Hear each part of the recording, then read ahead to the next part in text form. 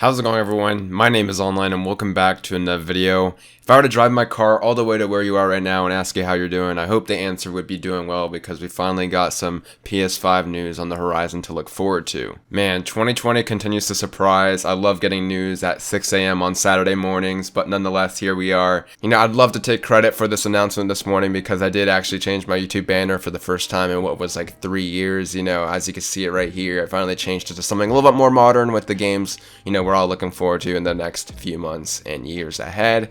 While I have you there, might as well hit that subscribe button for all the news on the PS5 and everything coming out of Sony. And yeah, I'll be live streaming the event on Wednesday. It's going to be at 1 Pacific time, twitch.tv/OnlineZhD. We'll watch it all together and react to everything we get there. It should be really fun. Got myself a nice cup of coffee, in a good mood, and let's go over what I think will be at the showcase.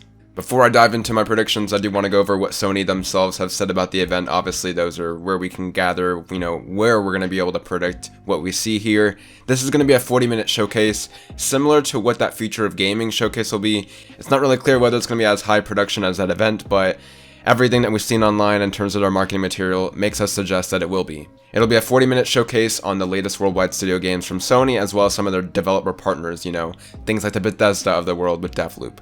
I do want to address the elephant in the room, obviously coming off this hot week of Xbox news with the Xbox Series S revealed, and we finally got the price and date for both of those consoles.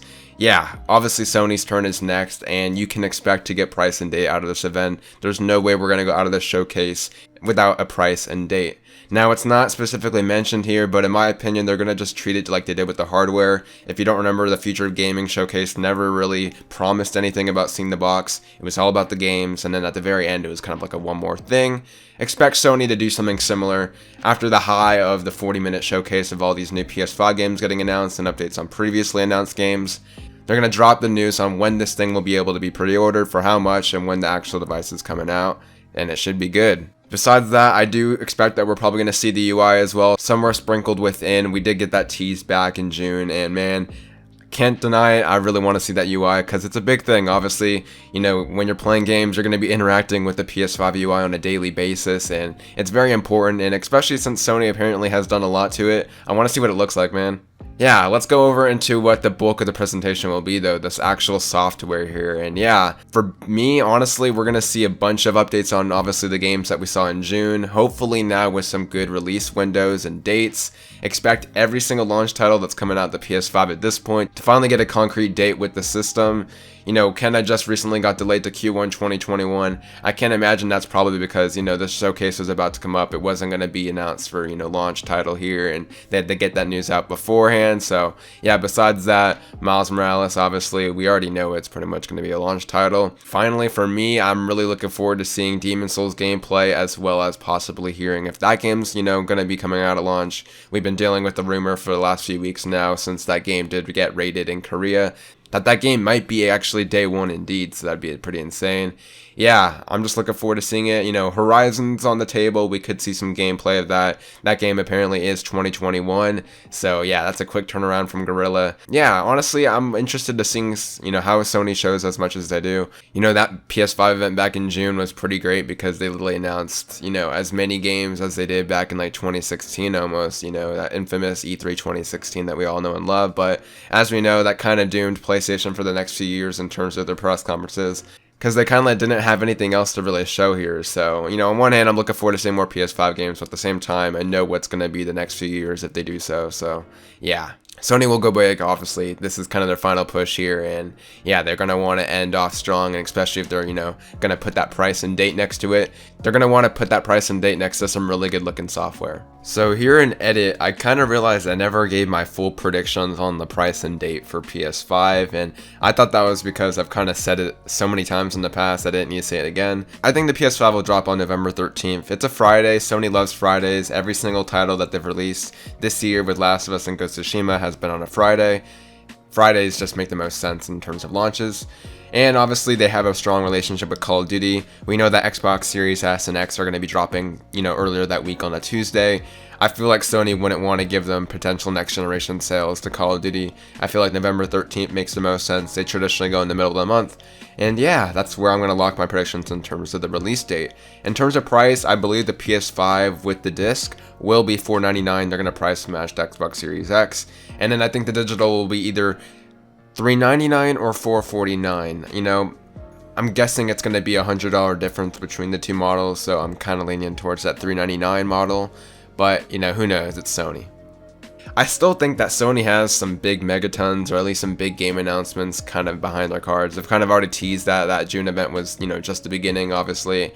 And yeah, we know God of War 2 is something that's going to be in development. Whether we see it here, I don't think they really need to show it here. They could show it, you know, in 2021. I still think that God of War 2 is like a 2022, maybe 2023 title. I'm leaning towards 2022 just because we know that Santa Monica has been working on that ever since, you know, the first one wrapped up, and they already have ideas of where the sequel is going, you know, hence the ending of the first game. So yeah, that's a no-brainer. Honestly, you know, everything has kind of been thrown around here. You know, it's been rumored that Sony Japan is working on Silent Hill. There's rumors that SOCOM is apparently making a return. That kind of goes in line with what Sony's been saying about wanting to make more, you know, multiplayer. You know, I still have my personal hope that we see The Last of Us Part 2's faction multiplayer somewhere here, which I'd really hope to see it, but I'm not expecting it to. That's kind of like another wild card. And yeah, another one that I'm personally wanting to see is the announcement of Sony's, you know, secret kind of San Diego studio that's apparently working on Uncharted. We've kind of been covering that on the channel here, and yeah, pretty exciting stuff here. Quentin Cobb, you know, one of the developers at Naughty Dog, is working at that studio, and he's kind of teased that he's hoped that, you know, their game will be announced sometime soon on Reset Era. As well as just, I believe in the description of that studio, they're working with another studio on an IP that's already established apparently, so it sounds like it's going to be Uncharted.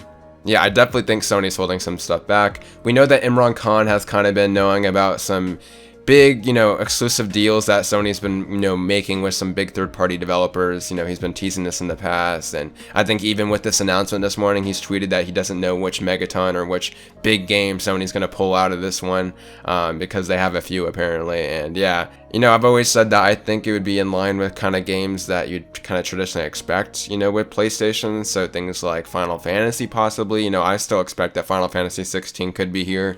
I did expect it back at the June event, but it didn't show, so that's still on the table. You know, Square Enix didn't have their own event this year.